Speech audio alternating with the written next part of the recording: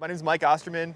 I own and operate Waltz Skateboarding, and we're here at the Tucson Thunderdome King of Freestyle competition in Tucson, Arizona. I think the cool part about the freestyle scene right now is that we have these really distinct pockets of freestylers all across the country, and all these scenes, these like regional scenes, are really strong. We have like skaters who ride together, learn together, and we're seeing kind of regional trends and tricks. It's like super obvious here where we have all the skaters in one place skating against each other. I think the thing I'd like to see more of is events and opportunities for all of us to skate together, because like here we get to see folks from the Colorado scene competing against folks from the Phoenix scene and the NorCal freestylers and some of the East Coast freestylers, but we don't have enough opportunities to all get together and skate in one place. So I think having more jams, competitions, opportunities to meet up is great. I also think regional events, so having smaller grassroots contests helps tremendously when the younger freestylers, some of the rookies, want opportunities to cut their teeth and learn how to compete.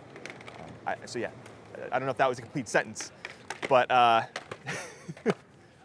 I think a combination of more national events across the country and then more small regional events for freestyle would be great to see. I noticed that there's a trend in like California where we have a lot more footwork. I think because of the spots we tend to skate together and just the fact that we all skate together, we learn a lot of the same footwork tricks together. A lot of spacewalks, flamingos, sort of Kevin Harris inspired stuff. When you look at the East Coast, you've got a lot more stationary skating and truck transfers. I think that's also partly due to the weather and just access to open spots during the winter. That's also, I think that's also kind of similar to the Midwest, where people like Jacob can just crush it with truck transfers, and we don't even really touch truck transfers on the West Coast. Oh man, Colorado is its own wild place right now, where we have a ton of variety in the tricks people are doing. Man, people like Steven folks like Steven have incredible handstand tricks and really powerful skating, and then you have people like Jack who oh man, how do I even describe how they're skating? And then you have folks like Jack Tomakoff, who I think is really inspired by Lynn Cooper, and folks like, I'm blanking on names too. And Justin, I can't remember Justin's last name, I feel really bad. But, and Justin, who's a newcomer to this contest, who has a ton of one-wheel wheelies and two-wheel tricks that I haven't seen anyone else do in the country. Yeah, I don't know if that answers your question, but it's a bunch of different varieties of tricks everywhere.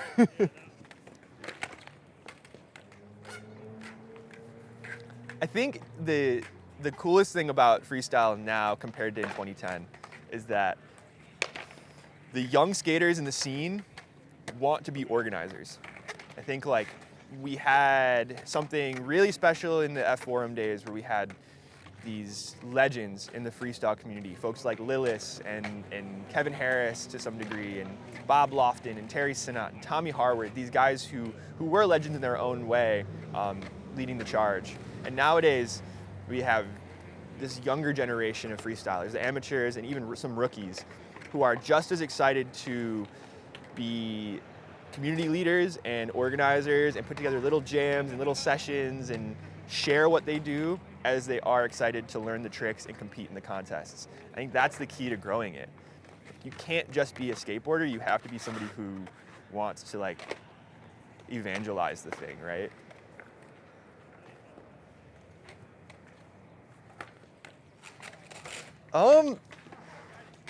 Oh man, in what way? I think freestyle is doing a lot. This is like that's a whole other can of worms. I'm trying to think how to concisely talk about it without going into a rant about the state of skateboarding. I think skateboarding is in a really weird place right now. And I think freestyle is in a really cool place. Freestyle is like the most visible it's ever been. Like we have more notable pros making their way into the mainstream. We have more talent across every division than we've ever had in the past. Rookies, AMs, pros, masters. People understand freestyle like they never have before. They understand that there's a difference in the boards and the wheels and the way that we compete. And if that continues, I think we are going to have our own potentially separate industry and separate community aside from like mainstream street skateboarding or longboarding or whatever other action sports communities there are.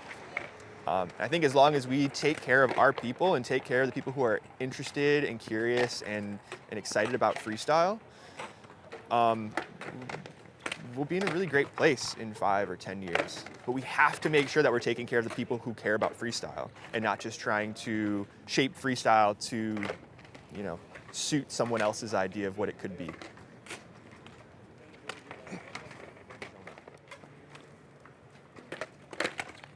I think there are really great people in the scene who contribute to people's understanding of freestyle.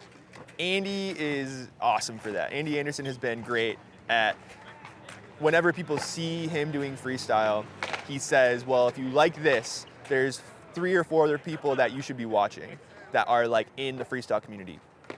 Andy's that like really special character where whether it's freestyle or the classic street skateboarding he loves or the transition skating that he loves, he's always acknowledging his heroes and the people who shaped his understanding of skateboarding.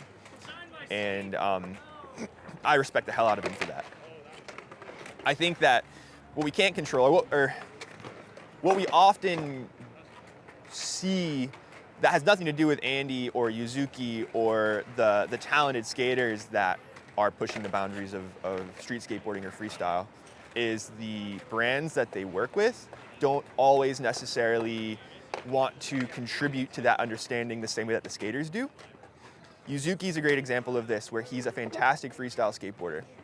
He's the most talented freestyler on his board. He is professional and a world-class skater by any measure. And he has a sponsor who has now made him an amateur flat ground skateboarder. And that, in my opinion, is a total slight.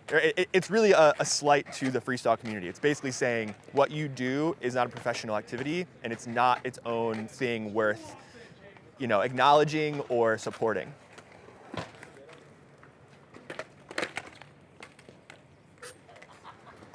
I think the biggest challenges that Waltz has are making quality products. I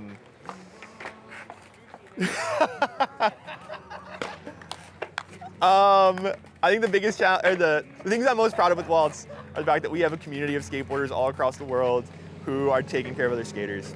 Like, I can only do so much, the people that I work with can only do so much, but if we are getting people stoked to take care of each other and teach freestyle tricks, put on events, play Backstreet Boys at top volume, I think we're doing okay. If I could go back in time, talk to like Mike before he started skating, when he first started skating, I think the advice I'd give him is to watch more Terry Sinat footage. And if I could go back to Mike when he first started Waltz, oh man, I don't know if I'd have any advice. I feel like we've messed up a bunch, and we're still messing up at things, and it usually helps us like be better. But yeah, we definitely have made a lot of missteps. But like, I don't think I have any advice now that would possibly help me then. That's such a non-answer. I'm so sorry. No, it's fine. Well, thank you. Yeah, this is really fun, man. Thank you for thinking of me.